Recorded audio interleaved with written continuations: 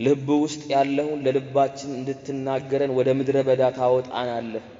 እኛ መከራ ይመስለናል፣ እኛ ችግር ይመስለናል፣ ግን ሐሳብን በነጻነት የምንም ድምጽ ሳይኖር ለመናገር ፈልገ ነው። እግዚአብሔር አምላክ ሆይ ዛሬ እግዚአብሔር ሆይ ምንም ድምጽ ሌላ ሳይሰማ ሐሳብህን ብቻ ምናደምጥበት ፕላትፎርም ትፈጥርልን ዘንድ በኢየሱስ ስም ጸልያለሁ። ምትናገረው ሳትከለከል ሙሉ ሐሳብህ ለልባችን ይመጣ ዘንድ በኢየሱስ ክርስቶስ ስም ዛሬ እጠይቃለሁ። እኔ ቆሜ ልስማ፣ እነሱ ተቀምጠው ይስሙ። በጌታ በኢየሱስ ስም መንፈስ በዚህ መሐከላችን ይንገስ። ኢየሱስ ብቻ ከፍ ይበል። በናዝሬቱ በጌታ በኢየሱስ ክርስቶስ ስም አሜን። የይሁዳ መልእክትን ስንመርጠው እንግዲህ ከተመረጡ መጽሐፎች መካከል ብዙ ሰዎች ለማንበብና ለመስበክ በጣም ከምንቸገርበት መጽሐፎች መካከል አንደኛው ነው። ምክንያቱም ባለው ኮንተንት ወይም ውስጡ ባሉት የተሰነጉ ባህሪያት ሐሳቦች መካከል እኛ ስናነሳ ለሐሰተኛ ነብይ መጥቀስ ብቻ ለመጠቀም እንጂ ለስብከትና ለተለያዩ ነገሮች ለመሆን ብዙ ጊዜ ብቁ መስሎ አይታየንም። ስናጠናም ደግሞ ጋባዥ አይመስልንም። ግን በጣም ከምናስበው በላይ ከህይወታችን ጋር የተሰፋፋ ጉዳይ ያለው ነው። የኛ ክርስትና እንዲቀጥል ሰውየው ይሄ የእግዚአብሔር ባሪያ አስቦ የጻፈልን መልእክት ስለሆነ ሁላችንም በጥንቃቄ ልንቀበለውና ልናነበው የሚገባ መልእክት ነው። ኢየሱስ ጌታ ነው። እና ዛሬ ትንሽ ኢንትሮዳክሽን ነካና እግዚአብሔር ከፈቀደ አንድ አራት ቁጥር ነክተን ደግሞ የሚቀጥለው ቦዲ ስለምንሄድ ችግር የለውም ብዬ አስባለሁ ማለት ነው። ለሁለት ሳምንት ይሆናል ብዬ ገምታለሁ። እንደምታውቁት የዚህ መጽሐፍ ጸሐፊ ራሱን ያስተዋውቀን አንድ አፕሮች አለ። አንድ ትልቅ ሰውን በመጥቀስ እኔ የሱ ሰውዬ ወንድም ነኝ በማለት ይናገራል ማለት ነው። የተናገረውም ደግሞ ማን ነው? ያዕቆብን ይናገርና ያዕቆብ ደግሞ በጣም ፊገራቲቭ ነው፣ የሚታወቅ ሰው ነው፣ የቤተክርስቲያን አባት ነው። የኢየሩሳሌም ቤተክርስቲያን የመጀመሪያው ጳጳስ ነው ይባላል ማለት ነው። ይሄ ደግሞ ያዕቆብ ማን ነው ሲባል የኢየሱስ ክርስቶስ ወንድም ነበርና የኢየሱስ ወንድም ነኝ ከማለት ሰውየው ዘወሬና የማን ወንድም ነኝ አለ? የያዕቆብ ወንድም ይሆንኩኝ እኔ ብሎ ይናገራል ማለት ነው። የተጻፈበትን ዘመን ስናይ ሁለተኛ ጴጥሮስ ከሱ ከቀደመ በ60ዎቹ ከሁለተኛ ጴጥሮስ ደግሞ ይሄኛው መጽሐፍ ከቀደመ በ50ዎቹ የተጻፈ መልእክት እንደሆነ እናያለን። ለምንድነው ከሁለተኛ ጴጥሮስ ጋር የምታያይዘው የምታነካከው ሲባል ሁለተኛ ጴጥሮስ ብዙ ነገሮቹ ከይሁዳ መልእክት የተዋሰው ነገር ስላለ ማለት ነው። ሁለተኛ ጴጥሮስን ገብታችሁ ቤታችሁ ስታነቡ የይሁዳን መልእክት ጠቅሶ በጣም ስለሚያወራ ይሄ ነገር አንዱ ከአንዱ ተውሶ መሆን አለበት ብላችሁ ትገምታላችሁ ማለት ነው። ሰዎቹን ደግሞ አንድ ደብዳቤ ከተጻፈ አሁን እኔ ለዝምቤ ደብዳቤ ከጻፍኩኝ ለማን ነው የምጽፈው? አንባቢው ማን ነው? ተደራሲው ማን ነው? የግድ ያስፈልጋል። በአንድ ሳይድ ብቻ ደብዳቤ ደራሽ ደግሞ አለ፣ ይላካል። ሲላክ ለማን ነው ሲባል ሰዎቹ ስማቸው የለም፣ ማን እንደሆኑ የት ይሁኑ ምን ይሁኑ አይታወቅም። ሰውየው ከመቸኮሉ የተነሳ አድራሻውን አይጽፍም። በቃ የኔ መልእክት ነው አንብቡት ብሎ ይላከው። ግን ተደራሲያኑ እነማን እንደሆኑ መጠርጠር ይቻላል። ይሁዳ ይሄን መልእክት ሲጽፍ መሐከል ላይ የተጠቀማቸው መጽሐፎች እኛ ከምናስባቸው ወይም አሁን 66 ተጠርዘው ካሉ መጽሐፍቶች ከ39 ብሉይ ኪዳንና ከ27 የአዲስ ኪዳን መጽሐፎች ጥራዙ ውስጥ ከተከቱት ከ39 ከብሉይ ኪዳን መጽሐፍትና ከቶራው ትንሽ አለፍም ያለ ነገር ይጠቀማል። ይሄ አዋልድ መጽሐፍ የሚባሉት መጽሐፎች አሉ አይደለ? እነሱንም ስለሚጠቀም ይሄ ሰውዬ ምን አይነት ሰዎችን ነው እየደረሰ ያለው ማለት ነው? ብሉይ ኪዳንንና በተለይ ደግሞ መጽሐፈ ሄኖክንና የሙሴ ኪዳን የሚባል መጽሐፍን እየጠቀሰ ስለሚያወራ የአይሁድ ማህበረሰብ የአይሁድን መጽሐፍ ደግሞ ጠንቅቀው በሚያውቁ ማህበረሰብ ውስጥ ተነባቢ እንደነበረ ደብዳቤው ያሳብቅበታል። ምክንያቱም ያነሳቸው መጽሐፍ በዛን ጊዜ ቶራ ሲዋቀር የቶራ ማብራሪያ፣ የዘዳግም ማብራሪያ እና የዘፍጥረት ምዕራፍ 6 ደግሞ ማብራሪያ ደግሞ የሆነው ሄኖክን ያነሳ እነ ባሮክን ያነሳ ስለሚጠቅስ ይሄ ሰውዬ በጣም አይሁዶችን ነክቶ ዲቴል እየጻፈላቸው እንደሆነ ሰዎች ይጠረጥራሉ። ደግሞ ሊከሰቱ ያሉት ኢሞራሊቲ ስናጠናቸው ደግሞ ወይ በቤተ ክርስቲያን የነበረው ተግዳሮትን ስናጠና ይሄ ተግዳሮት ደግሞ ከአህዛቦች የመጣ ፍልስፍና የወለደውም ደግሞ እንደሆነ እንጠረጥራለን። ግን በአብዛኛው የሚያመለክተው ቤተክርስቲያኑ መሳይ ክርስቲያኒቲ ወይም አይሁዶች ኢየሱስ ክርስቶስን ተቀብለው ወደ ክርስትና ገብተው በመሰረቱ ቤተክርስቲያን ውስጥ የተነሳ ችግርን አድሬስ ለማድረግ ይጻፉ ነው መጽሐፉ በሙሉ ስናነበው ማለት ነው። የኢየሱስ ክርስቶስ ባሪያ የያዕቆብ ወንድም የሆነ ይሁዳ በእግዚአብሔር አብ ተወደው ለኢየሱስ ክርስቶስ ተጠብቀው ለተጠሩ ብሎ አድሬስ ይጽፋል ማለት ነው። አንደኛ ደብዳቤ ሲጻፍ 5 ነገሮች አሉ። የመጀመሪያው ላኪ አለ፣ ሁለተኛው ተደራሲ አለ፣ ሶስተኛው ሰላምታ አለ፣ አራተኛው ምስጋና አለ፣ አምስተኛው ጸሎት አለ። የጳውሎስ መልእክቶችን ስናይ የጴጥሮስ የዮሐንስን ስናይ እነዚህ 5 ነገሮች ተሰንገዋል። ቢያንስ 4ቱ አለ ደብዳቤ ላይ። ከነዚህ ነገሮች ብዙዎቹ ተዘለሉ ማለት ብዙዎቹ የሉ ማለት ሰውየው በችኮላ የጻፈው ደብዳቤ ነው ማለት ነው። ወይም የደብዳቤ ስትራክቸር ፎርማል ደብዳቤ ለመጻፍ ፈልጎ ደብዳቤውን እየጻፈ አንዳንድ ነገሮች ዘለለ ማለት ሰውየው ደብዳቤ መጻፍ ጠፍቶበት ሳይሆን ከችኮላ የተነሳ ስትራክቸርን እየዘለለ ነው ማለት ነው። እና የይሁዳን ስታዩ ይሁዳ ብዙ ስትራክቸር የለውም። ተደራሲ አሉን አይጠቅስም። ራሱን ከዛ ሰላምታ ይሰጥና የለም ምስጋና ጸሎት የለም ቀጥታ ዳይ ወደ ጉዳዩ ይላል ማለት ነው። የጉዳዩ አንገብጋቢነት ብዙ ስትራክቸሮችን እንዲያልፍ አድርጎታል።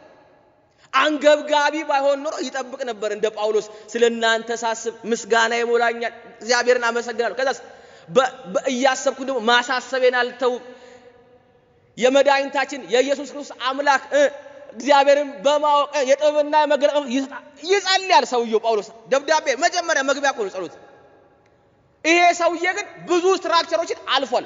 which means ሐሳቡ በጣም ትኩረት የሚሻ ነው። በዘመኑ ትኩረት የሚሻ ነው። አሁንስ በጣም ነው የሚሻው። አሁን በጣም ነው የሚሻው። አሁን እንደምታውቁት ሰው ሐሰተኛ ነብይ ብሎ ይናገራል፣ ሐሰተኛ አስተማሪ ብሎ ይናገራል እንጂ ምን ሐሰተኛ አስተማሪ ምን የትኛው እንደሆነ የትኛው ነብዩ እንደሆነ የትኛው ምን እንደሆነ ማንም ሰው ምንም አያውቅም። የሆነ ያላማረው ጠቆር የሚለው እሱ ሐሰተኛ ይላል ማለት አስባችሁ ሰው ያልተመቸው በሙሉ ሐሰተኛ የሚሆንበት ዘመን ላይ ያለ ነው። ትንሽ ባህሪ ወጣ ካለ ትመደባለህ እና አንተ እዚህ ግባ ትባላለህ ማለት ነው። ከዙ ምንድነው የመጽሐፉ ሲባል እውነተኛ ሐሰተኞችን ከመጽሐፍ ቅዱስ እያጣቀሰ እነዚህ ናቸው እንዳትስቷቸው። ኢየሱስ ጌታ ነው። እና ይሄ ሰውዬ ራሱን ሲያስተዋውቅ ያዕቆብ ወንድም ነኝ አለ። አታ ፕሪፈርድ የሚደረግ እኮ አንድ ወንድም ነበረው በምድር ላይ ሲመላለስ። ያዕቆብን ከማንሳቱ በፊት ሁሉም ሰው ያዕቆብ የሚገባ አንድ አለ። እሱም ኢየሱስ ክርስቶስ ጌታችን ነው። እንደምታውቁት የኢየሱስ ወንድም መሆኑ ስሙ ተጠቅሶ ጽፏል። ማርቆስ ምዕራፍ 6 ቁጥር 3 ላይ ሄዳችሁ ማምጥ ይላላችሁ።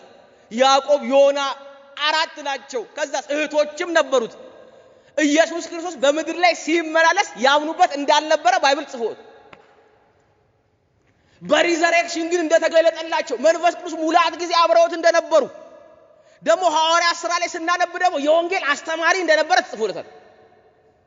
ከኛ ጋር አብረው ወንጌልን የሚያስተምሩ ወንድሞቹ የሚል አለ። ወንድሞቹ ከኢየሱስ ክርስቶስ ሞትና ትንሣኤ በኋላ አምነው ማስተማር እንደጀመሩ ባይብል ይነግረናል። ግልጥ ነው። ያው አንዳንድ ጊዜ የኛ ወንድሞች በሌላ እምነት በኩል ያሉ ሰዎች ኢየሱስ ክርስቶስ ወንድምና እህት የለውም በባህሉ ከዝኖቹ ስለነበሩ ነው ይላሉ። ግን የሚገርማችሁ ባይብል አትረግጦ ነው የሚናገር ወንድሞቹ ብሎ። ጳውሎስም ወንድሞቹ ይለናል፣ ማርቆስም ወንድሞቹ ይለናል። አይሳሳትም ባይብል እንደዚህ እና ክሊር የሆነ ቮይስ ነው። ለምንድን ነው ያዕቆብን ተናገረው? ለምንድን ነው የኢየሱስ ክርስቶስ ወንድምነት ቀሎበት ነው? እና የያዕቆብ ወንድም ነኝ ብሎ አንድ አውቶሪቴቲቭ የሆነ ትልቅ ሰውዬ እንጠራል። እንደምታውቁት የእንትና ወንድም ነኝ ካላችሁ ስሙኝ፣ የኢየሩሳሌም ዋናው ፓትርያርክ ያዕቆብ ስለነበረ አውቶሪቴቲቭ ነኝ ማለት ነው አብሬው ነው ማገለግለው ዝም ብላችሁ ደብዳቤውን እንደ ኖርማል አትዩት እንትናን ታቆታላችሁ እንዴ እሱንማ እናቋል ወንድሙ ነኝ በስማ አንተ ያዕቆብ ወንድም እኮ የኢየሱስ እኔ አላልኩም ማለት እንዴ የኢየሱስ ወንድም ማለት ነው እንዴ ታቃለህ ይሄ ይሁዳ ኢየሱስ ክርስቶስን በመድር ላይ ሳያምነው ስለኖረ እና ሲባል እሱ የሚቀበለው የኢየሱስ ክርስቶስ ባሪያ እንደሆነ ጻፍ የጌታችን የኢየሱስ ክርስቶስ ደግሞ ባሪያው ነኝ አለ ወንድሙ አይደለም እና ባሪያው ወንድሙ ነው አዎ ነው ምኑን ነው ግን ይሁዳ የተቀበለው ባርነቱን ነበር የተቀበለው ለምን ነው ባርነቱን የተቀበለው ወንድምነት ይያለለት ኢየሱስ ክርስቶስ ስሙኝ ለፍጥረቱ ሁሉ ጌታ ነው ይሁዳ ቤት እነ ማርያም ቤት መጥቶ ከማርያም ማህፀን ሀ ብሎ በስጋ ሲጀምር ኢየሱስን አውርዶ ወንድሜ ይለው ድፍረት የለውም ያቋላ ከሞት ተነስቶ ወደ ሰማይ ሲያርግ አይቶታል የገዛ ወንድሙ መለኮት እንደሆነ ገባው ከዛስ እሱ የፍጥረት ሁሉ ጌታ ነው አለ እና ይሁዳ እኔ አለ ወንድሙ ሳለ ከፍጥረቱ አንዱ ነኝ አለ ኢየሱስ ከፈጠራቸው ከተፈጠረ ማዕከል ኢየሱስ ጌታ ነው አንድም ያለርሱ የሆነ የለም አለ እኔ የእናትና የአባቴ ውጤት ሳለ ኢየሱስ ክርስቶስ ከጥንተ ዓለም ጀምሮ አስቦ የፈጠረኝ እኔ ነኝ አለ ከዛስ ራሴን እንደ ወንድምነት ባስቀምጥ አለ አረ በፍጹም አለ እና እኔ አለ እሱ ጌታዬ ነው እሱ ለፍጥረት ዓለሙ ላስገኘው በሙሉ ጌታ ስለሆነ እኔ የወንድምነት ማዕረግ ሊሰጡት እንኳን ቢፈልጉ ያዕቆብም ይሁዳም አንፈልግም ብለው መልሰው እኛ ከናንተ ጋር ሁላችን ጌታችን ነው እሱ ጌታችን ነው አንተስ እኔ ባሪያው ነኝ እሱ የኛ ኩሪዮስ ነው እኛስ ዱሎስ ነን ኢየሱስ ጌታ ነው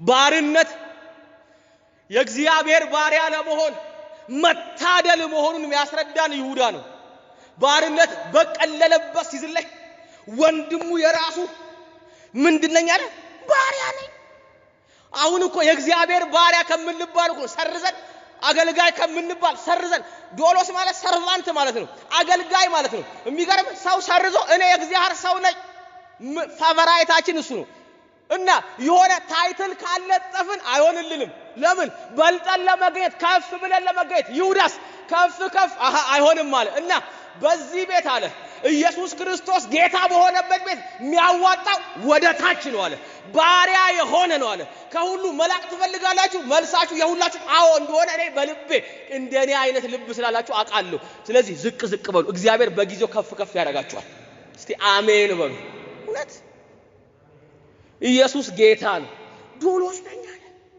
ወንድም የሚገርማችሁ እኛ ስናነበው በጣም ራሱን ያዋረደ ይመስላል ኖ አብርሃም ባሪያ አብርሃም ተብሏል ይስሐቅ ተብሏል አታ ያዕቆብ የእግዚአብሔር ባሪያ ተብሏል እና የእግዚአብሔር ሰርቫንት ናቸው እነዚህ አባቶች በእስራኤል ቤት ገናናዎቹ ሲጠሩ ባሪያ ተብለው የተጠሩት ሰርቫንት ናቸው የእግዚአብሔር አገልጋይ ተብለው የተጠሩት ስለዚህ አብርሃም ወረደ ባሪያ መንባሩ በፍጹም አብርሃም ገነነ እንጂ ሙሴ የእግዚአብሔር ባሪያ ተብሏል ሳሙኤል የእግዚአብሔር ባሪያ ተብሏል እና ዳንኤል የእግዚአብሔር ባሪያ ተብሏል እኔ የልዑል ባሪያ ነኝ ያሉራቸው ያስተዋውቁ ነበር ለካስ ባሪያነት የሆነ ቀን መክበሪያ ነው ምትከብረው ግን ስማኝ ጌታክ ማን እንደሆነ ካወቅክ ነው ስሙኝ የጌታው ኳሊቲ የባሪያዎቹን ፓወር ይጨምራል የደከመ ቤት ጌታ ሆነ የደከመ ቤት የጌታው ባሪያ እኮ አንተ ፓወር ይቀንሳል እዚህ ቤት ግን ያለው ጌታ የሰማይና የምድር ፈጣሪ ነው የዛ ቤት ባሪያ መሆን አቅም ማግኘት ነው የዛ ቤት ተላላኪ መሆን መታደል ነው የዛ ቤት አገልጋይ መሆን ክብር ነው ኢየሱስ ጌታ ነው የምድር ቤት አይመስላችሁ የሆነ እነንትና ቤት አለም ገብተን ያለው እነንትና ቤት አለም ገብተን እናገለግለው ሰማይና ምድርን በቃሉ ያጸና ኢየሱስ የኛ ጌታ ነው እኛ የሱ ባሪያዎች ነን ጌታ አቅሙ በጨመረ ቁጥር አንተ አትዛለን አይደል አብርሃም ሎሌው ለልጁ ላከ እና ሄዶ ራሔልን ሲያመጣት እኮ የራሔል ቤት ገብቶ ባሪያ ገብቶ ይቆፈሳል እንዴ በፍጹም እኮ አይቆፈስም ግን የአብርሃም ጌትነት ለባሪያው የልብ ልብ ሰጠው። ገባ ቤት ተቀመጠ። ከዛስ እንዴ ጌታዬ አለ ይወራል ተላብራም ቁጭ አለና ራሔል እኮ ሊወስዳት ብሎ እንዴት አድርገው ይስጦ ርብቃን ማለት ነው ሊወስዳት መጥቶ እንዴት አድርገው ስለ አብርሃም አወራ ለፈለፈ እግዚአብሔር አውጥቶ ከናንተ ሀገር ረበስማ የተባረከበት ባርኮት ሀ እንደዚህ ለ እንደዚህ ሐመርሃ እንደዚህ ፓብሎ ሐፍራይም ብሎ ጀመረላቸው። ባስማቦይ ውሰደዋል። ለምን መሰለ የአብርሃም መግለጥ የባሪያው ግነት እኔ ማገለግለው እዚህ ሰፈር እንዳሉ ሰዎች ባሪያ ሆኜ አይሰላችኋል። የኔ ጌታ ከሁላችሁ ምን ሰፈር ካላችሁ ይበልጣል አለ። ሰው አብርሃም ቤት ሆኖ ራሱ ባሪያ ሆኖ ከኮራ እኛ ደግሞ የእግዚአብሔር ባሪያነት ያኮራናል። ኢየሱስ ጌታችን ነው። ይታፈርበት አይደለም ምን ናፍርበት አይደለም። የኢየሱስ ጌታነት እኛ ቤት ኩራት ነው። ይሁዳ እያፈራ አይምሰላችሁ ባሪያ ነኝ ራሱ ዝቅ ያረጋሽ አይምሰላችሁ። እኔ አለ የሱ ባሪያ ሰው እሱ ጌትነቱን ያስታወሰ እሱ ኩሪዮስ ነው አለ እና ባሪያ ነኝ የጌታውን ኃይል ሄደው ሲያጠኑ እሱ የሞተ ነው። አረ ሞቷል እኮ ጌታው አረ ወጣ ጫምቡ እና በሶስተኛው ቀን ሞትን ቢያርጉ ተነስቷል። እንዴ ተነስቷል መነሳት ብቻ መሰለኝ እና ወደ ሰማይ ደግሞ አርጓል። ኢየሱስ ጌታ ነው። ደግሞ ሁሉን ደግሞ በስልጣኑ ቃል እያሳደረ በአብ ቀኝ ተቀምጦልሃል። አረ እባካችሁ ጉድ ነው። ደግሞ ተመልሶ ይመጣል ሊፈርድ ይመጣል እና የሱ ባሪያዎች ነን እኛ። ኢየሱስ ጌታ ነው። ራሱን እንደዚህ አድርጎ ዋው ባሪያ ነኝ እኔ አለ ባሪያ ከዛም በኋላ ሰዎቹን ደግሞ ተጠቅሳቸው ለሰዎቹ የሰጠው ክብር ራሱ ተአምር ነው ወገኔ። እንደዚህ ይላችኋል ማለት ነው። በእግዚአብሔር አብ ተወደው ይላል። ይሄ የሚመለከታቸው በሱ ተወደው ለክርስቶስ ኢየሱስ ተጠብቀው ለተጠሩ ይላል። ጥሪ አለ እዚህ ቤት አለ። ይሄን የሚያነብሰው የተጠራ ነው አለ። እግዚአብሔር የጠራው ነው አለ። የተጠሩ the called ones የጠራቸው እግዚአብሔር ኑ ያላቸው ቀልድ እንዳይመስል እስራኤላውያን ኑ ሲላቸው እስራኤል ቤት እግዚአብሔር ና ካለ አለቀል ነው። እስራኤላውያን በጣም የሚኮሩበት ምክንያት ከአሕዛብ ሁሉ ተለይተን እግዚአብሔር ጠርቶኛል ብለው ነው የሚሉት። እኛ እኮ የተጠራን ነው ይላል። አሕዛብን ማን ያውቃል ይላሉ። ኩራታቸው እግዚአብሔር እነሱ መጥራቱ ነው። ለተጠሩ የሚለው ቃል ግን እዚህ ጋር ብቻ አይደለም። ሮሜ ትዝ ይላችኋል። ሮሜ ላይ ጳውሎስ ሐዋርያ ሊሆን የተጠራ ተጠርቼ ይላል። የኢየሱስ ክርስቶስ ልትሆኑ የተጠራችሁ እግዚአብሔር አምላክ ለክርስቶስ ኑ ያላችሁ እግዚአብሔር ጥሪ ከሰማይ ኑ የተባላችሁ የተጋበዛችሁ ሮሜ 8:28 ይላችኋል። እግዚአብሔርን ለሚወዱ ከዛስ እንደ ሐሳቡ ደግሞ ለተጠሩ የአዲስ ኪዳን ሁሉ መስፈርት ምንድነው? ክርስቲያን የተጠራ ነው። እግዚአብሔር ከሰማይ ኑ ያለ ልጁን ሰውቶ ከሞን ያለን ማለት ነው። ኢየሱስ ጌታ ነው። በስጋው መሐከል እስቲ ለፉና ወሬ ጠጋ በሉ ያለን አንደኛ ቆሮንቶስ ላይም እንደዚህ ቸርች ውስጥ አለ። ከዛስ ራሱ ሐዋርያቱ ሲያስተዋውቃቸው እኔ እኮ ሐዋርያንተ በሰው አይምሰላችሁ ሐዋርያ ለመሆን ተጠርቼ ነው ይላቸዋል። ቅዱሳን ለመሆን እናንተ ተጠርታችኋል ይላቸዋል። እኔ በጣም ደግሞ የሚገርመኝ ቆሮንቶስ ላይ እንደዚህ የሚል ቃል አለ።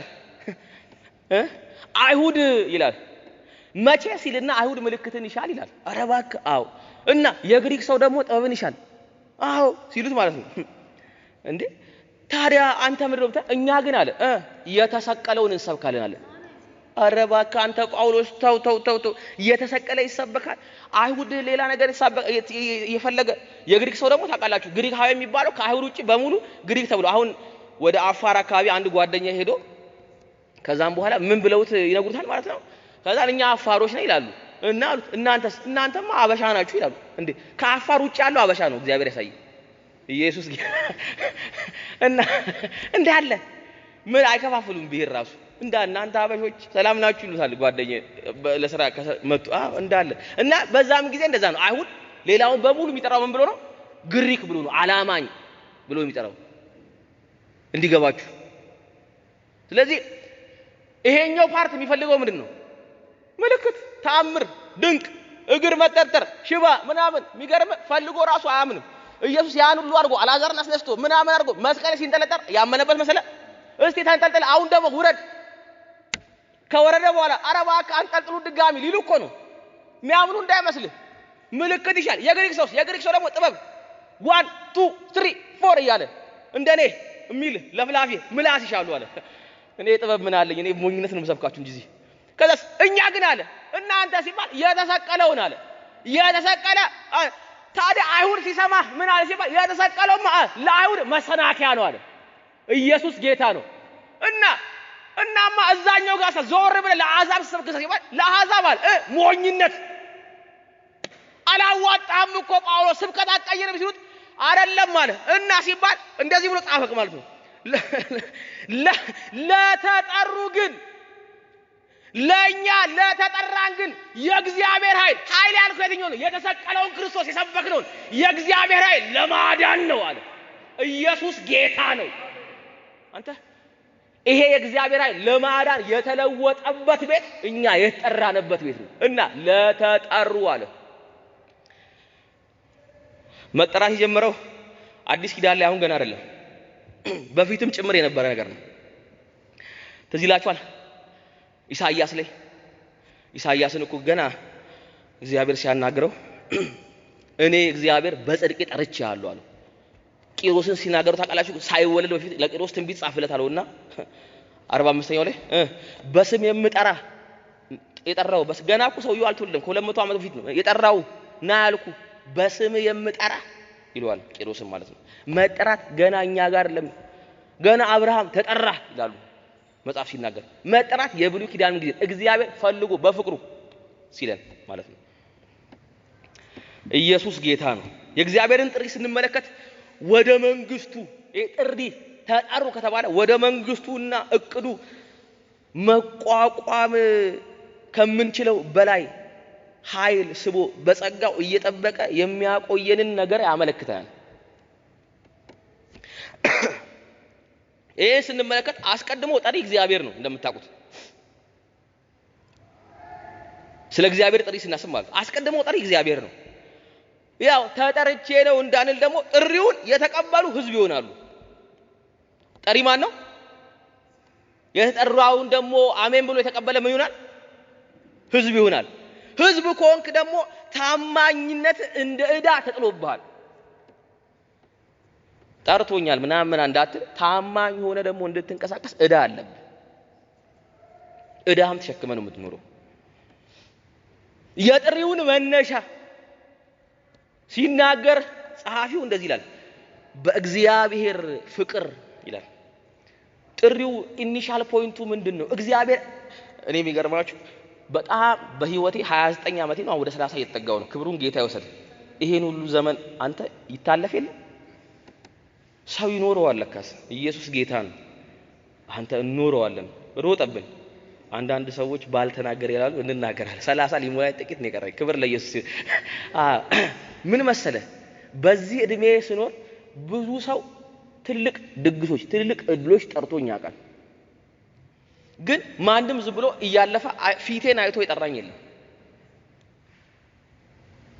ትልቅ ደግሞ በተገኘውባቸው ምለው ኢቨንቶች ላይ አልተጠራሁም ለምን ታይቼ ብቁ አይደሉም የተጠራንበት ቦታ በሙሉ ወይ በዝምድና ብቁ ነን ወይ በብር በፖስታ ብቁ ነን እና ያስረና እናስጨብጣለና የሆነ ሰዓት እኮ አራለ እንዴ ድግስ የሚጠሩን ቆይ ምን እንድናረግ ነው ወጡ አሪፍ ነው ብለን እንድንመለስ ነው እንዴ የበላውን ኮምፐንሴት ማድረግ ትችላለህ ወይ ፖስታ ተሰጣለህ ወይ ነው ከይዙ ኢየሱስ ጥሪው ከዛ ነው የሚነሳው ስለዚህ የምትጠራው ካለ ስታተስ ተነስቶ ነው ጠሪ የሚጠራ ዘመር ኮንክ ትጠራለህ መስጠከሽ ትጠራለህ ያለ በለዚያ ማንንም አይጠራህም ኢየሱስ ማን ነው ወገኖቼ እንደ አንዳንድ ወንድሞቻችን ድሃ ቢመግቡት ሰብሰብ አድርገው ድሃ የሚያበሉትም እግዚአብሔር ይከፍለኛል ብለው ነው ለምን ክፍያ አስበው ነው እግዚአብሔር ጠራ ይላል እና ምን አይቶ ጠራ ሲባል ይሄው ሲናገር እዚህ ይላል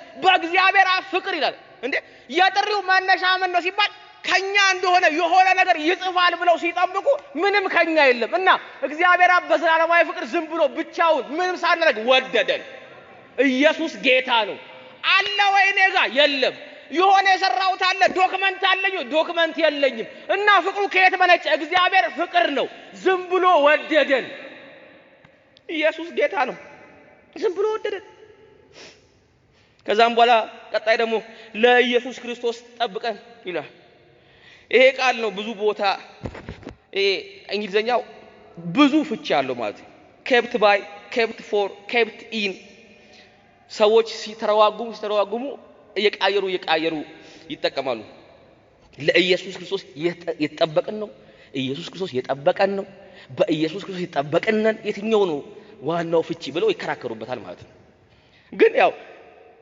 ሁሉንም ኮምፓይል አድርገን መያዝ አለብን ለኢየሱስ ክርስቶስ መጨረሻ ላይ የኛ ጌታ ማን ነው ለማን ነው አስፈላጊነታችን የማን ንብረት ነው በማን ነው አሁን በማን ነው ወደፊት ምን ሆኖ በማን ነው በክርስቶስ ስለዚህ ለርሱ የተጠበቀን ማን ነው የሚጠብቀን ክርስቶስ እንዴት ነው የምንጠብቀው በክርስቶስ እንጠበቃለን ስለዚህ ለማን ለኢየሱስ ክርስቶስ አንዳንድ ፍቺዎች ደግሞ በጌታ በኢየሱስ ክርስቶስ kept for kept by kept in እያለ ይጠቅሳል ማለት ነው እና ፍቺው ሶስቱንም ይዛል እንግሊዘኛውን ቤትላችሁ in for by ያላችሁ በዲክሽነሪ እኔ ደረቅ እንግሊዘኛ ነው የማወራው ክብሩን ጌታ ይወሰድ እንደዛ ነው የምናደርገው ማለት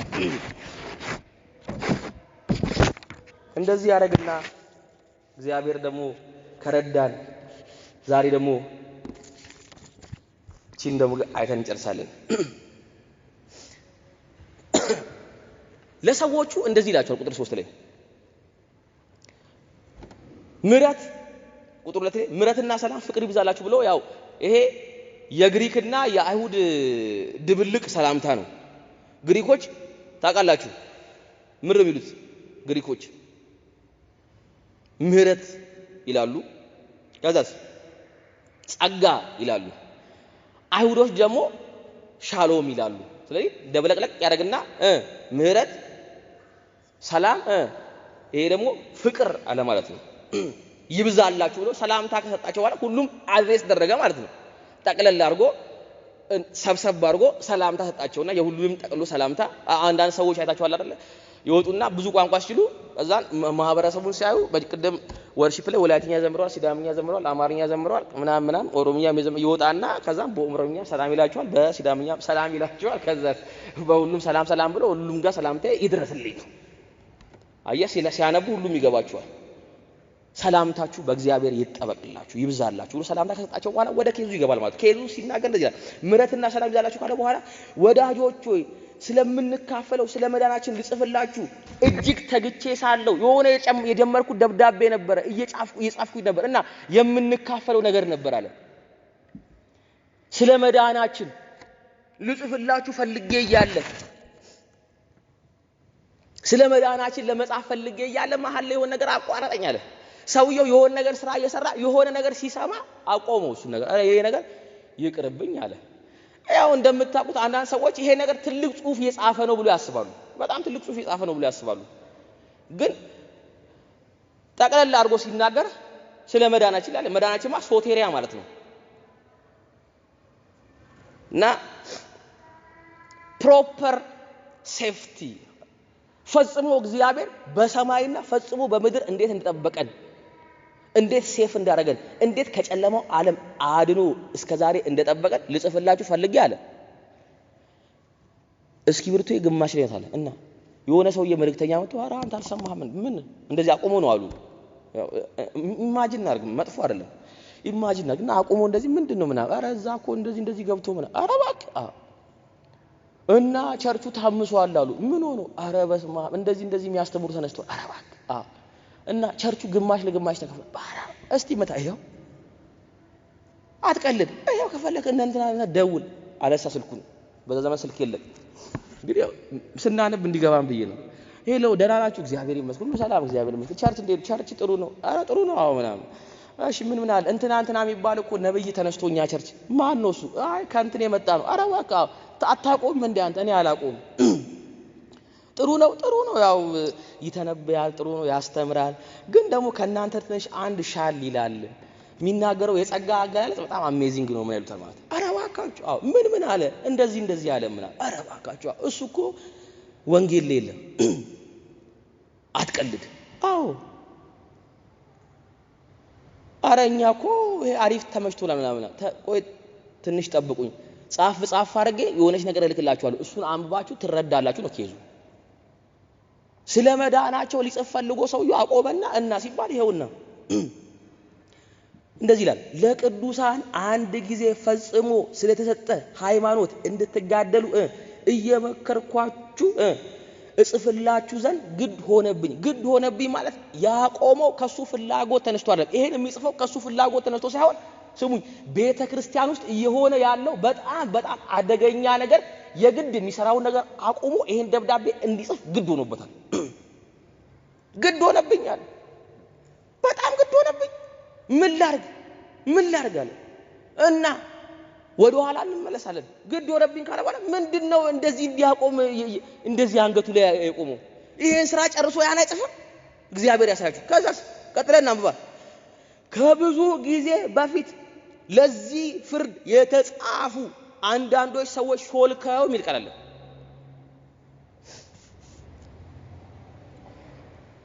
ከብዙ ዘመን በፊት ወይም ከብዙ ጊዜ በፊት ለዚህ ፍርድ የተጻፉ ይላል ምን ማለት ነው ይሄ ነገር አሁን አይደለም የጀመረው በፊትም ነበር ማለት ነው እና በቅዱሳት መጽሐፍት አለ ኬዙ እንደዛ ያለ ነው ያው እንደምታውቁት ይሄን ሲናገር ይሄን አረዳዱ በሶስት እንረዳዋለን ከብዙ ዘመን በፊት ተነግሯል የሚሉን የመጀመሪያ በቅዱሳት መጽሐፍት የሚለው አንደኛ እየተናገረ ያለው አሁን ከዚህ ከመጽሐፉ የምንረዳው አይሁዶች በደንብ ቃሉን ስለሚያውቁ ይሄ ነገር እንደምታውቁት ቶራ ላይ ባይኖርም ማለት እና የቶራ ማብራሪያ መጽሐፎች የአይሁድ ባህሎች ናቸው እንደ መጽሐፍ ቅዱስ ባይከበሩ እንደ መጽሐፍ ቅዱስ ዋና ቦታ ባይሰጣቸው የአይሁድ ባህል ሆነው እንደ ዶግማ ይማሩት ነበር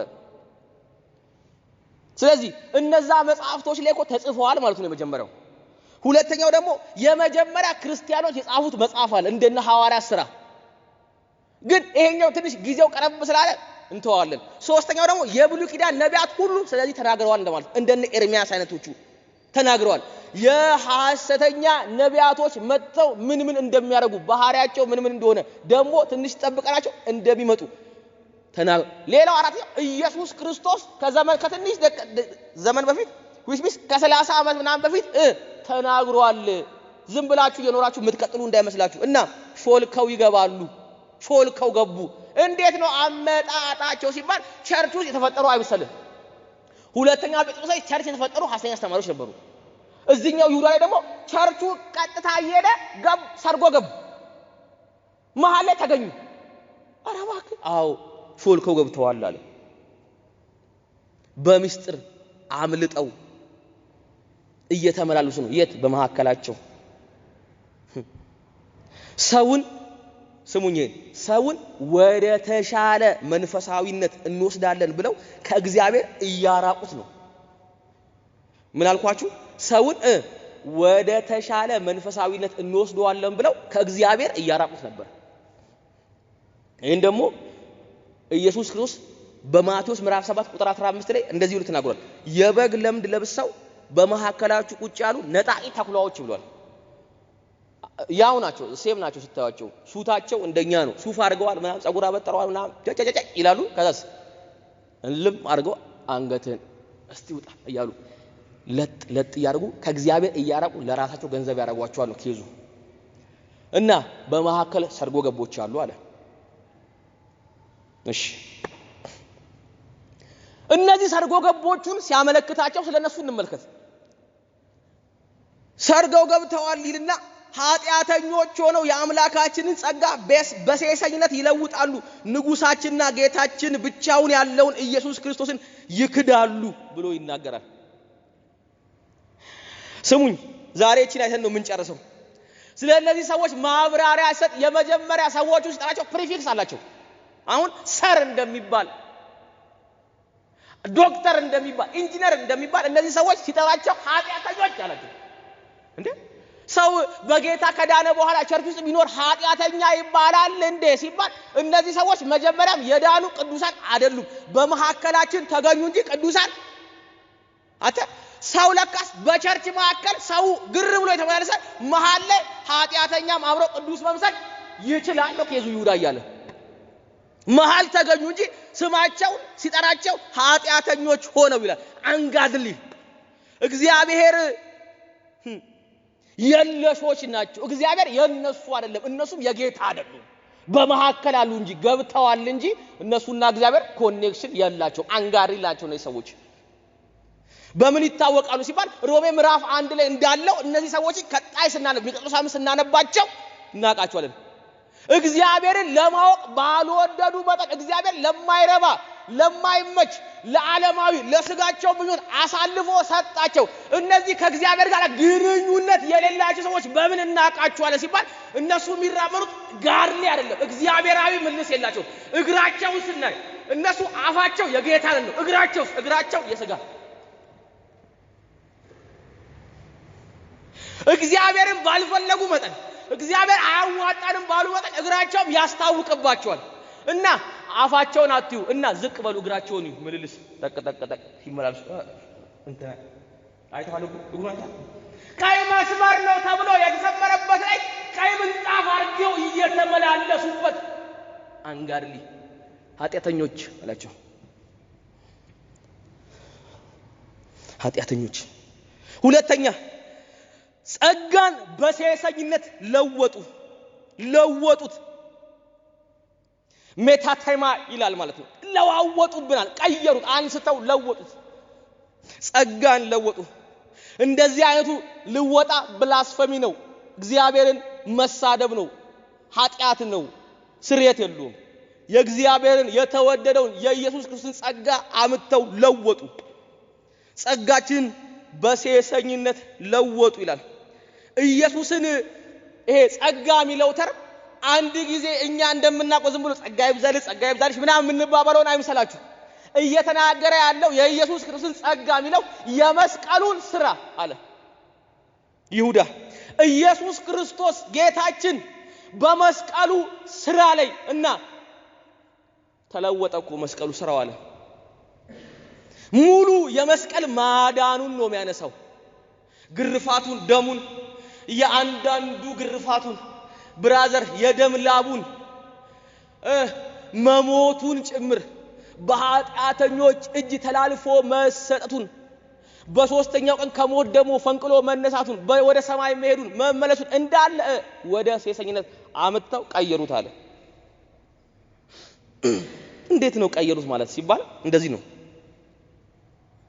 የከፈለው የኃጢአት ዋጋ ስሙኝ በደንብ አድርገን ነው የምናየው ዛሬ የከፈለው ኢየሱስ የከፈለው የኃጢአት ዋጋ ለኃጢአት መስራት ይጠቀሙበታል ያዟት በደንብ ኢየሱስ ክርስቶስ የከፈለውን የኃጢአት ዋጋ ሰዎቹ ኃጢአት ለመስራት ይጠቀሙበታል አልገባንም አትሉ አንድ አስተምሮ አለ በእነሱ ዘመን በዚህ ዘመን ይሁዳ በእነዛ ዘመን የተነሳው ማለት ምን ነው ሲባል የኢየሱስ ስራ ኢየሱስ በመስቀል ላይ የሰራው ስራ በጣም ፍጹም ከመሆኑ የተነሳ ብለው ያስተምራሉ እና እያንዳንዱ መስራውን ኃጢአት በሙሉ ከፍሎልሃል ብቻ ሳይሆን እግዚአብሔር አምላክ ለኃጢአት ቅጣት የሚያስተላልፈው በሙሉ ኢየሱስ ፈጽሞ በመውሰዱ የተነሳ አሁን ክርስቲያኖች የፈለጉትን ኃጢአት ቢያደርጉ ቅጣት የሚባል ነገር የለባቸውም ብለው ያስተምራሉ የኢየሱስ ክርስቶስን ጸጋውን አምጥተው ሰዎቹን እንደዚህ አርገው አገድነው ሲያስተምሩ ሰዎቹ በስማ ያጨበጭባሉ እንደዚህ ነው ጳውሎስ እንደዚህ አላስተማረንም ይላሉ ይሁዳ መቼ አስተማረ እንደዚህ የጸጋውን ጥልቀት ዛሬ ተማረ እንደዚህ አይነት አስተማሪ የለም ጳውሎስ ኮለዛ ነው ሮሜ ምዕራፍ 5 ላይ ጻፈላቸውና ኃጢአት በበዛበት አለ እና ጸጋ ከመጠን ይልቅ በለጣለና ምዕራፍ 6 ሲጀምር ስለዚህ አለ በኃጢአት ጸንተን እንኑርን አይደለም አናቴማ እንደዚህ አይሆንብን አለ ኢየሱስ ጌታ ነው የኢየሱስ ክርስቶስ የመስቀል ዋጋ የኛ ጸንቶል በኃጢአት መቀጠያ አይደለም ከፍሎላል አሜን ብለ ወደ ቀድሞ ኑሮ የምትመለስበት ሳይሆን በእግዚአብሔር ጸጋ የዳነ ሰው ምልልሱን በእግዚአብሔር ጸጋ የሚመራበት ነው ጸጋ። አየህ የተሳሳተ አስተምሮ ምን ያህል እንደሚወስድ ጸጋው ላይ ተደግፈ ነው ኃጢአት የምትሰራው። አለልኝ ትላለህ እና እሰራዋለሁ ትላለህ። እግዚአብሔር አምላክ ከእንደዚህ አይነት ልምምድ ቸርችን ያወጣታል። እስቲ አሜን በሉ። ጩሁና እስቲ አሜን በሉ። ላይመች ይችላል። እንደዚህ ነው በቃ ትምህርቱ። ችግር የለውም እያሉ ሰዎችን ወሰዱ። ለዛ ነው ይሁዳ ጽፍ ጸጋውን በሴሰኝነት ለወጡ ብላስፌሚ ያለ። እግዚአብሔር ላይ ይሳደባሉ። ጸጋ መሸጥ መለወጥ መነገድ እንደዚህ ነው። ከዛም በኋላ አንድ ቃል ይናገራል። እንደዚህ ይላል ንጉሳችን ይላል ጌታችን ብቻውን ያለውን ኢየሱስ ክርስቶስን ይክዳሉ ይላል። በጣም ቅድም ወደዚህ ልመጣ ብዬ እየጸለይኩኝ ያለ ከዛ ብቻውን ያለውን የሚለው ቃል መታኝ ማለት ከኋላ አርጎ መታኝ። እንደዚህ ቃል ሳጠና እንደዚህ አሁን እንደምሰብከው ነው ማጣው ነው እና በጣም መታኝና የሆነ ቃል ትዝ አስባለኝ ማለት ነው። ምን አይነት አካካር ነው የካዱስ ታውቃላችሁ? ንጉሳችንና ጌታችን የሚለው ቃል መለኮትነቱን የሚያሳይ ነው እና ብቻውን ያለው ደግሞ ብሎ ኢየሱስ ክርስቶስ ለብቻው ያስቀምጧል ማለት ነው። እና እንደምታውቁት ምን አይነት አካካር ነው የካዱ ሲባል አንደኛ ማንነቱና ስልጣኑን የካዱት። እንደምታውቁት ንጉሳችንና ጌታችን ሲል አውቶሪቲ አለው እና እግዚአብሔር ነው። ኢየሱስ ክርስቶስ እግዚአብሔር ነው፣ በእኛ ላይ አውቶሪቲ አለው ነው ይሁዳ ለማለት የፈለገው። እና እነሱ ክርስቶስ ጌታችን አይደለም ብለው ማንነቱ ላይና ስልጣኑ ላይ ክደዋል አለ። እና ይሄ ክደታቸው ደግሞ በሁለተኛ በተግባራዊ ክህደትም ተቀይሯል። ተግባራዊ ክህደት ምንድነው ሲባል ኢየሱስ ክርስቶስ ከተከታዮቹ የሚጠብቀውን ባህሪ ሙሉ በሙሉ ባለመስጠት። እንደምታውቁት እኛ ቤት ሩል አለ። እንኳን እኛ ቤት ባሪያ ሆኖ ሰርቫንት ሆኖ ገብቶ የሚሰራ ሰው አይደለምና እኔ ራሱ የአባ ልጅ ስመላለስ የሆነ ነገር ካጠፋው አባ በኩርኩም ነው የሚያስተካክለኝ። ለምን ልጅ ሆኜ ራሱ በቤቱ የምንቀሳቀስበት ህግ አለ። እግዚአብሔር አምላክ በኢየሱስ ክርስቶስ በኩል በሰጠን ጸጋ ወደ ቤቱ ተቀላቀለ እና በዚህ በጌትነት ውስጥ እንድንመላለስ ተጠርተን በዚህ ጥሪ ውስጥ ያለውን ምልልስ ሙሉ በሙሉ ይክዳሉ። እንትን አያስፈልግም ባክህ ኑር ዘም ብለህ እንትን ጸጋው ነው ባክህ እንትን ፈታ በል እስቲ እንትን ለቀቅ በሉ እስቲ። ይሄ ቤት ለቀቅ አንልበትም። ተኮማትረን ሰማይ እንገባለን። ኢየሱስ ጌታ ነው። ለቀቅ የምንልበት ቤት አይደለም። ቆፍጠን ብለን ኮስተር ብለን እዛ ብንገባ ይሻላል። ኢየሱስ ብቻውን ጌታ ነው። በምልልሳቸው ጌትነቱን ይክዳሉ። እርሱ ጌታ ነው። በባሮቹ ላይ ደግሞ ጌታ ነው። እነዚህ አለ ይሁዳ ሲናገር እነዚህ ጌታቸው እሱ አይደለም ሌላ ጌታ ቢኖራቸው እንጂ አለ።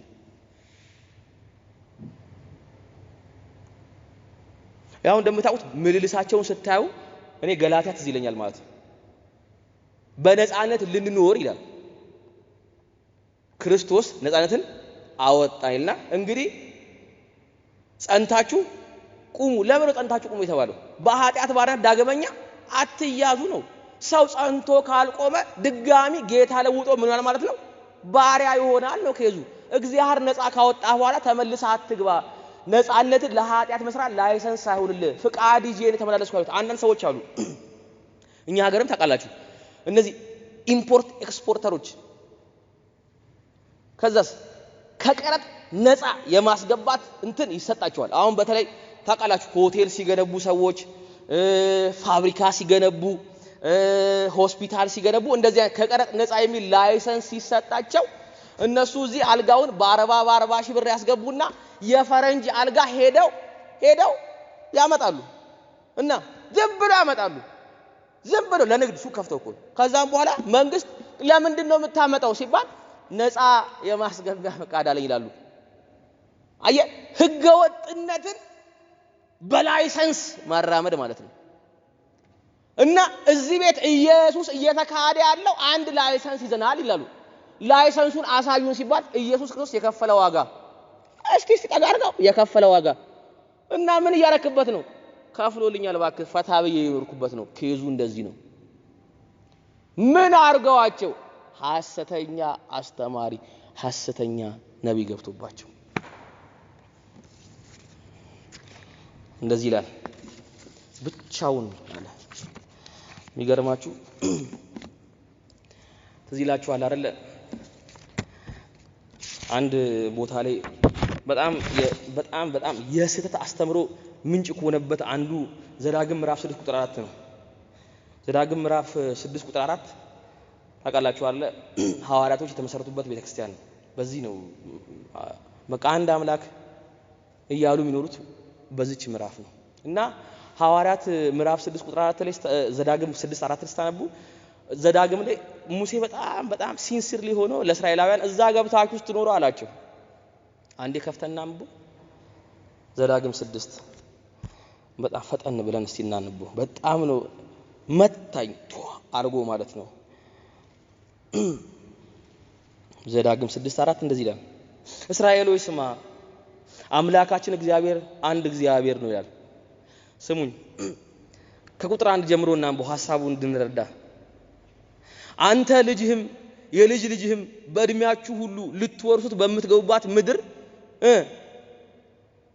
ታደርጓት ዘንድ አምላካችን እግዚአብሔርን ፈርተ እኔ ለአንተ ያዘዙትን ትእዛዝ ሥርዓት ሁሉ ተጠብቁ ዘንድ እድሜህም ይረዝም ዘንድ ስሙኝ እድሜህ ይረዝም ዘንድ ከዛስ አምላካችሁ እግዚአብሔር እንዳስተማራችሁ ያዘዛትን ትእዛዝ ሥርዓት ፍርድም ይህቺ ናት ይላል ለምን ገብታችሁ እድሜያችሁ ከሚያጥር ገብተዋል ተብሎ ከሚሞቱ ገብተዋል ተብሎ ከሚቀሩ ገቡ ተብሎ ከሚጨርሳችሁ ስሙኝ በደንብ አለ አስተምሩ ደግሞ ይሄን አለ እና ሲባል እንግዲህ እስራኤሎች ሽማ እስራኤል ሁላችሁም ስሙኝ መልካም እንዲሆንልህ እዛች ምድር ገብታችሁ መልካም እንዲሆንላችሁ ትፈልጋላችሁ በክርስትና ውስጥም እንደዚህ ነው መልካም እንዲሆንላችሁ ትፈልጋላችሁ አዎ ነው መልሳችን መቼም የአባቶች አምላክ እግዚአብሔር እንደተናገረ ወተትና ማር በመታፈሰው ምድር እጅግ እንድትበዛ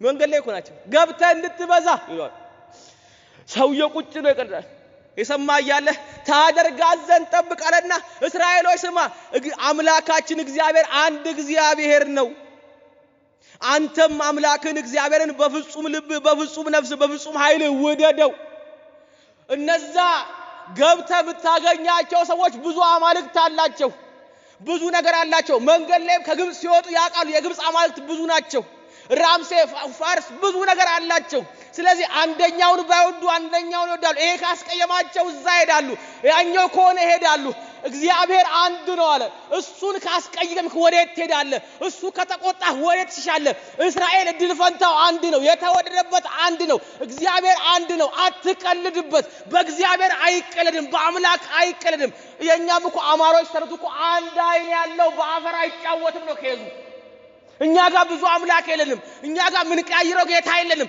እኛ ጋር ስንት አምላክ ነው ያለው አንድ ነው በእግዚአብሔር ቀልድ የለም ማይቀለድበት ኬዝ ነው በብር ቀልድ በወርቅ ቀልድ ሀብት አጥፋ ይመጣል ችግር የለውም በነፍስ ከጠፋም በኋላ አምላክ እጅ ነው ያለው አምላክ ከእጅ ከተወሰደ ማን አለ ነው ኬዙ እስራኤል ሆይ ስማ እግዚአብሔር ማይቀልድበት ነገር ነው አንድ ነው እሱን በፍጹም ነፍስ በፍጹም ሐሳብ በፍጹም ኃይል አቅም ካለ አምሮ ካለ ስማ ብቻውን ውደደው በወደድከው ቁጥር ትእዛዙን ትጠብቃለህ እግዚአብሔርን በወደድክ ቁጥር ውደደው ከወደድክ አሜን ብለህ ትራመዳለህ አሜን ብለህ ከተራመድክ እድሜ ይረዝማል ወገኖቼ እዚህም የተናገረ ያለው ነው ብቻውን ያለውን ኢየሱስ ክርስቶስን ይክዳሉ እዚህ ቤት ማን ነው መመኪያ ያለን ጢሞቴዎስ ሲናገር አንድ እግዚአብሔር አለና በእግዚአብሔርና በእኔ መካከል ያለው መካከለኛው አንድ ነው እሱም ኢየሱስ ክርስቶስ ነው እኛ ቤትም ስንት ነው አንድ ነው እኛ ቤት ማን ነው ያለን እሱ ብቻ እኛ ቤት ሌላ አለ ነው እኛ ቤት መልአክ አለ ነው እኛ ቤት እናቱ አለችን ገብርኤል አለ ነው የለንም እኛ ቤት ፓስተር አለ የለንም እኛ ቤት ምን እንቀልዳለን እኛ ቤት ምን እናወራለን እኛ ቤት ምንም ይወራል እኛ ቤት ከኢየሱስ ውጭ ያለ ነው የለንም እዚህ ቸርች ውስጥ ያለ ብቸኛ እሱ ብቻ ነው እሱን እየካዱ ነው አትቀልዱበት እንደዚህ አይነት ላይፍ ስታይል ማንን ነው የሚያሰድበው? እሱ ብቻውን ያለውን ኢየሱስ ክርስቶስን ይክዳሉ። እኛ መካከል ያለን አንድ አለን አንጡራ ሀብታችን እሱ ነው። እሱ ከእጃችን ከተነጠቀ ማን አለን? መንፈስ የተቀበልነው እሱ ስላለን ወደ እግዚአብሔር ቀረብ ያልነው አባ አባ ብሎ የሚጨመው ልባችን የገባው እሱ ስላለን እሱ ከእጃችን ከሌለ ማን አለ? ኢየሱስ አይቀለደ ኬዝ ነው። እኛ ቤት ኢየሱስ አይነኬ ነው። ተጠግተ ልትመጣ ትችላለህ። እኔ ጋር ስጋዬን ልትነካ ትችላለህ። ልብሴን ውሰደው፣ ሀብቴን ውሰደው፣ ያለኝ ንብረት ውሰደው፣ ገንዘብ፣ ልጆች፣ ሚስቶቼን ይውሰዷቸው። እሱ ግን አይነካም። እኛ ቤት አንድ ነው ያለን፣ ለነፍስ አንድ ነው ያለን። ሀብት ሲቆጠር ኢየሱስ ይባልና እኛ ቤት ቀጥሎስ የለም፣ የሰጠኝ ብቻ ነው። የሱ ነው ያለው እኛ ቤት ንብረት የሱ ነው። ምናስቆጥረው ከሱ ነው። እኛ ቤት ምናወራው እሱ ነው። ሌላ አላችሁ ወይ? አረ ጨምሩ። እኛ ቤት ይጨምራል። እኛ ቤት ምን ጨምሮ የለን፣ አንድ ያለን እሱ ብቻ።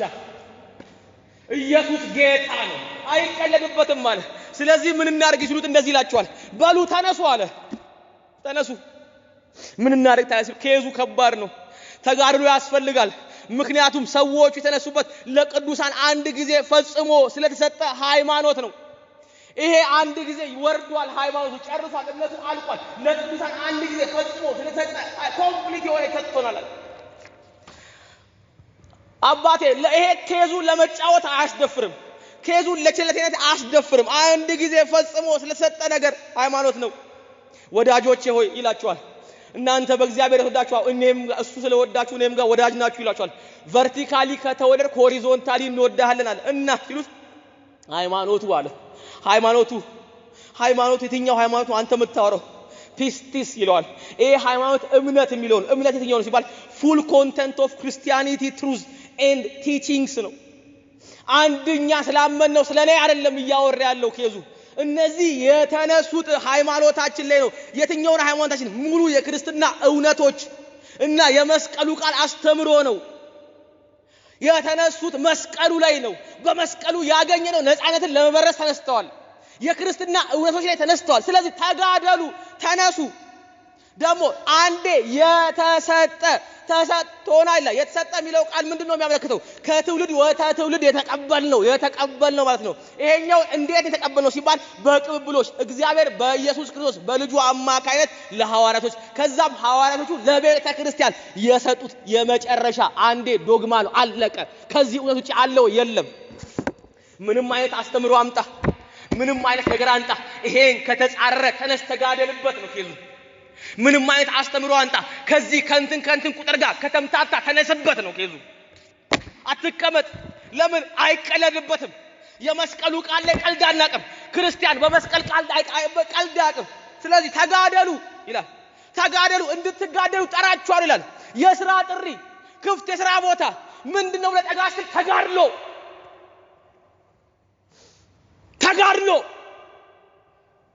ምን አይነት ተጋድሎ? ሃይማኖትን የመጠበቅ አንድ ጊዜ ፈጽሞ የተሰጠንን ከሐዋርያቶች ለቤተ ክርስቲያን የወረደውን ትምህርት መጠበቅ። ኢየሱስ ላይ ቀልድ የለም።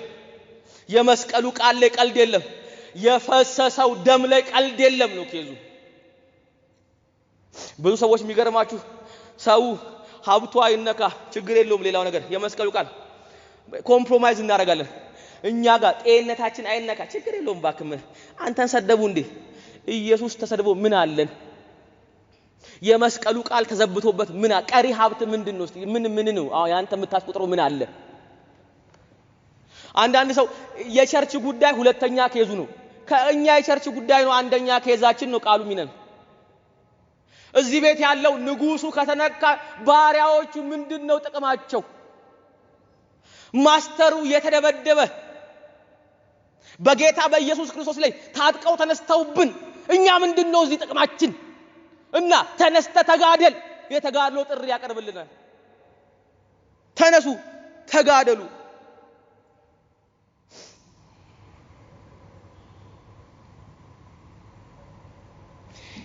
ኢፊ ጎኒዞማይ ይላቸውና ይሄን ኢፊ ጎኒዞማይ የሚለው ተርም የሚገርማችሁ የሚጠቀሙት አትሌቶችና ወታደሮች ናቸው።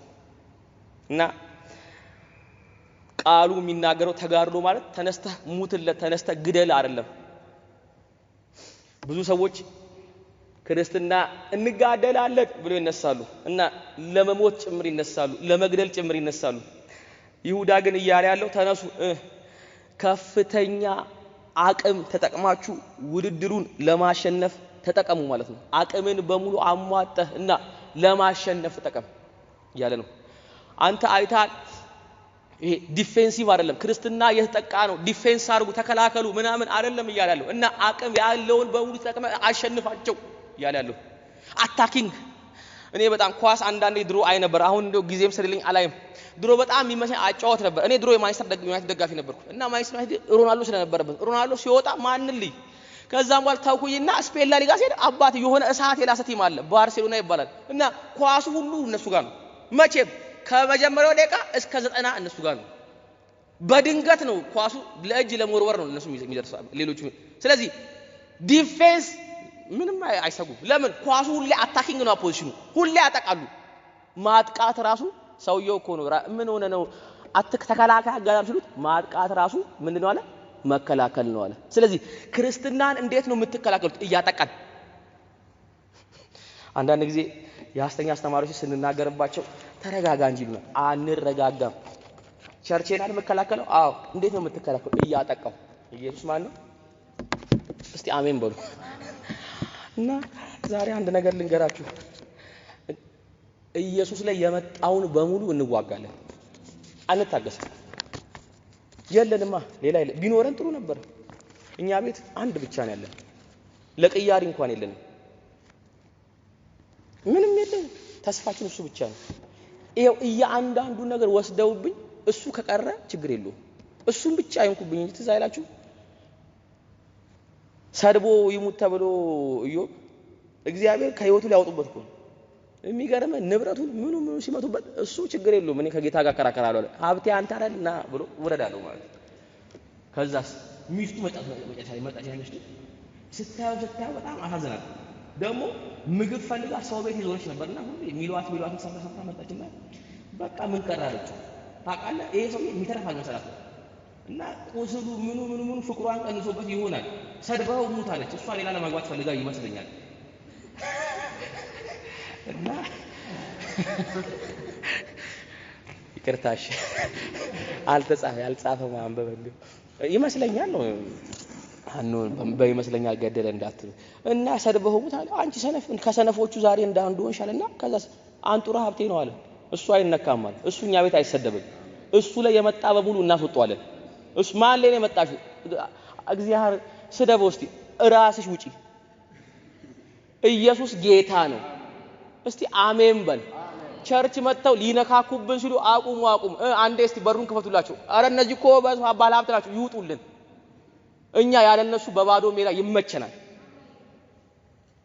እነዚህ እኮ አይነኩም። አረ እነሱን አወጣ ማለት የሚነሳበት ይውጡልን፣ ችግር የለውም። እኔ እነሱን ነካው አይደለም፣ እኔ ሚነካብኝን አልፈልገውም። እሱ እኛ ቤት አይነኬ ነው። እሱን የነኩብኝ ቀን እኔ አታኪንግ ነው ምን በቃ። ኢየሱስ ጌታ ነው። በቃ ኢየሱስ እኛ ቤት ፈጽሞ አይነካም። ኢየሱስ ጌታ ነው። እንጸልይ። እግዚአብሔር አምላክ ሆይ እናመሰግንሃለን። እስቲ አንድ ደቂቃ እንደዚህ ያለን እንጸልይ። አላስነካህም እንበለው። አንድ ደቂቃ ነው የምፈቅድላችሁ፣ ሰዓት ስለሄደ በጣም ይቅርታ። አንድ ደቂቃ አላስነካህም